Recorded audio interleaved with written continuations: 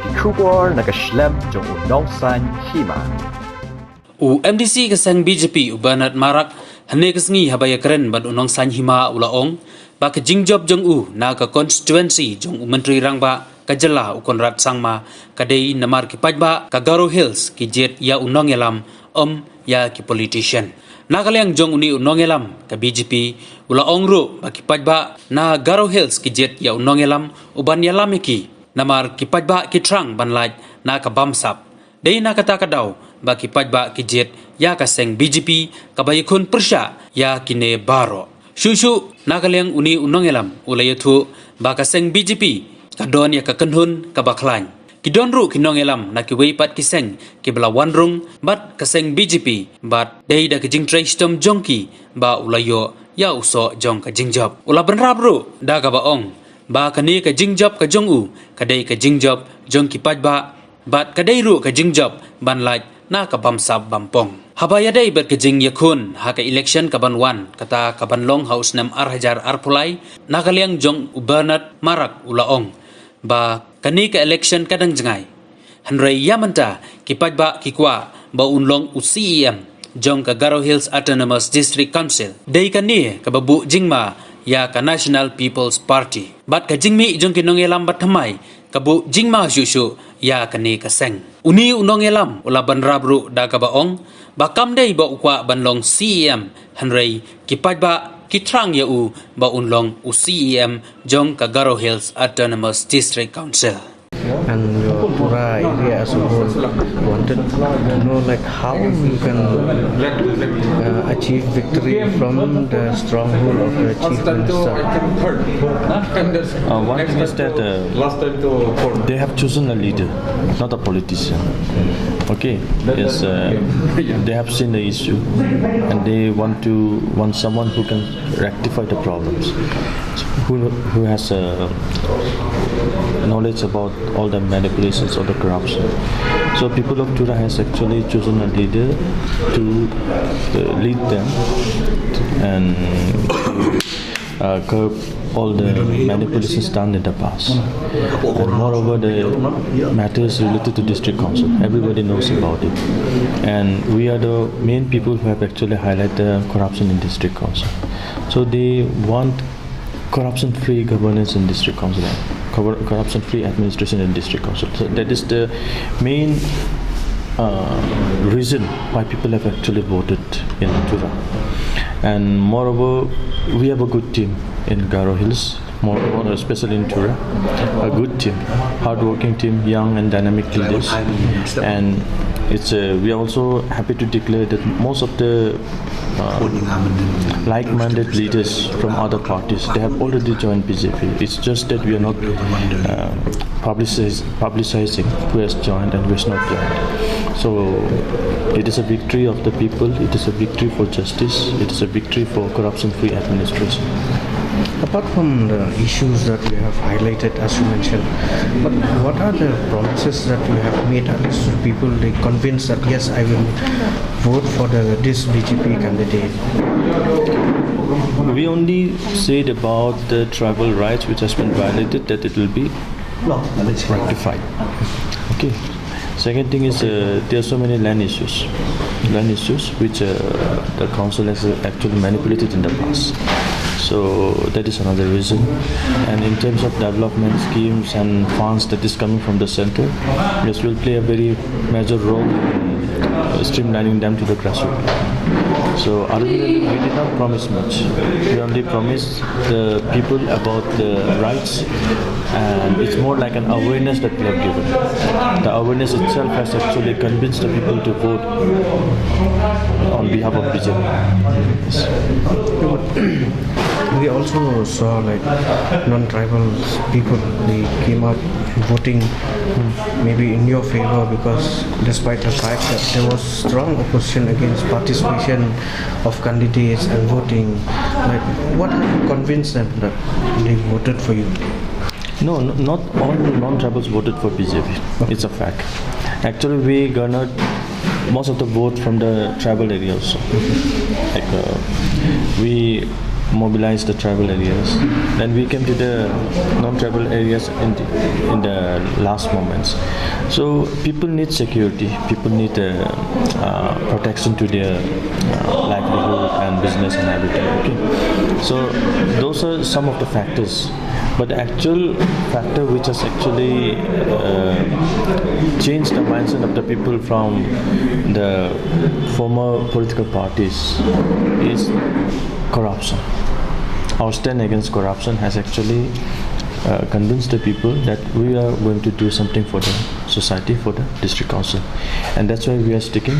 We will not compromise against corruption.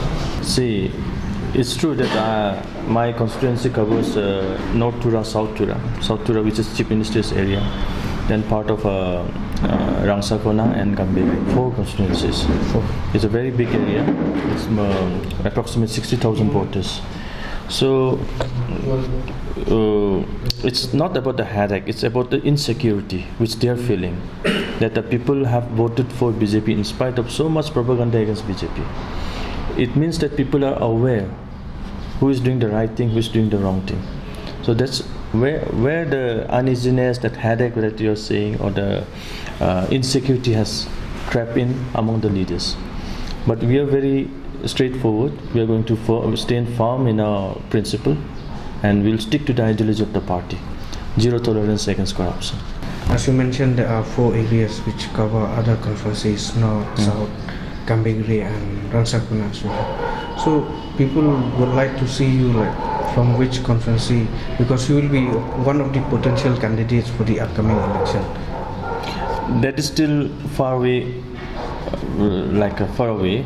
But what is present is more important. That I am elected as state representative for the district council, and the entire Garo Hills wants to see me as a CEM, to bring in change into the district council. So that has become a very big threat to the NPP, which is a ruling in the state. So they fear that the emergence of a new leader, and which is a public mandate actually, to see me as a CM in the district council.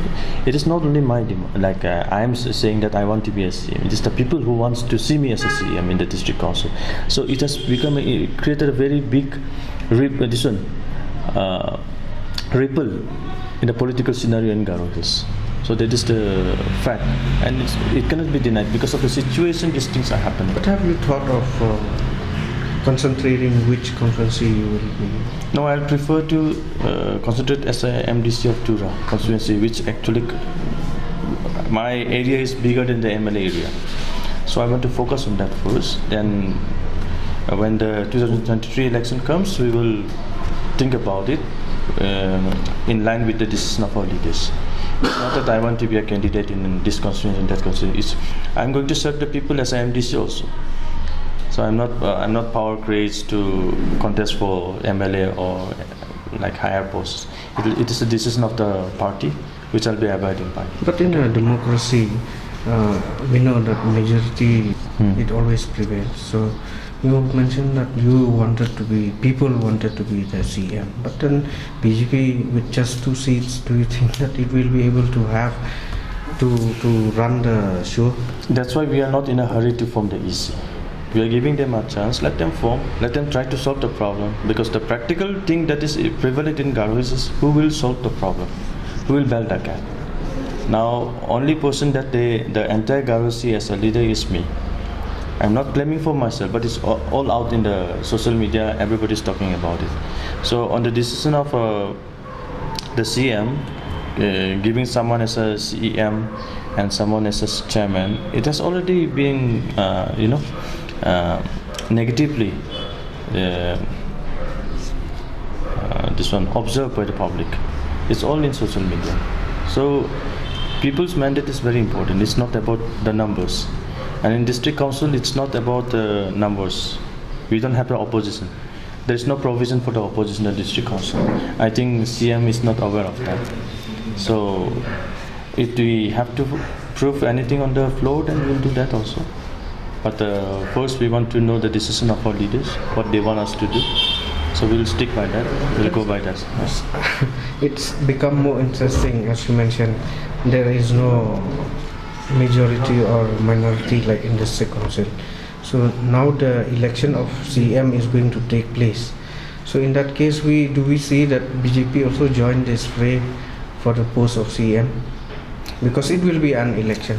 That's what I'm saying. No, the decision of our leaders is final. So if they want us to be in the fray, we will do it. Like we have to. It will be a floor test, no?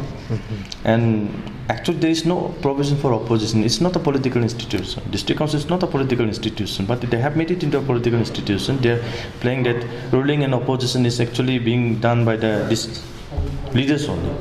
But on the floor, it is general. So the majority gets the post. It's not that Chief Minister can appoint a CM. He has to prove his capability in the floor, on the floor. So it's going to be more crucial. Actually. Election has to take place. Very much. That's why we are saying that 15 is not the magic number. There is a court verdict. So the minimum it has to be 17.